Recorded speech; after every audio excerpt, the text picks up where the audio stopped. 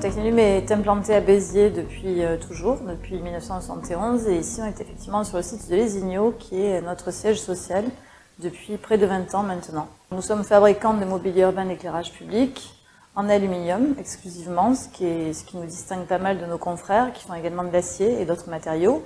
On est également très en accord avec les maîtrises d'œuvre en général, puisqu'on fait des produits de prescription.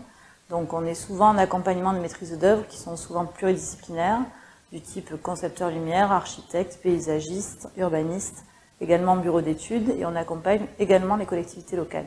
Nous sommes un peu plus de 50 avec les intérims, et nous sommes sur un chiffre d'affaires qui est de l'ordre de 12 millions d'euros cette année, et on produit, puisque c'est un chiffre qui parle souvent, environ 6 000 mâts par an, ce qui veut dire 6 000 lampadaires, candélabres, colonnes lumineuses, etc. Le métier d'éclairage en général évolue beaucoup. On est aujourd'hui sur des solutions qui sont 100% LED, mais qui, je dirais, sont devenues assez communes. En revanche, on est de plus en plus sur des choses qui sont plus intelligentes. Donc on a des matériels qui sont de plus en plus interconnectés, et donc qui servent les objets de Smart City. C'est une offre chez nous qui s'appelle Smart Insight.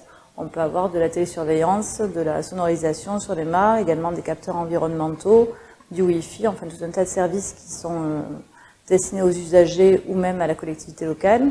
Et on a également des systèmes qui permettent de beaucoup grader la lumière. On a de plus en plus de choses qui sont du domaine des IoT, donc des objets connectés, et qui sont également du domaine de l'électronique.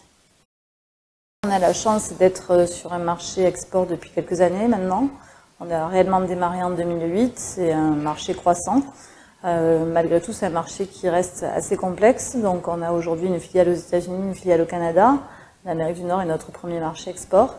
On est également prescrit, et souvent par des maîtrises d'œuvre qui sont internationales. Donc c'est comme ça qu'on est parti initialement sur les premiers marchés, avec des maîtrises d'œuvre qui pouvaient être soit américaines, soit anglaises, soit françaises, et qui nous ont prescrit sur des projets d'envergure à l'international.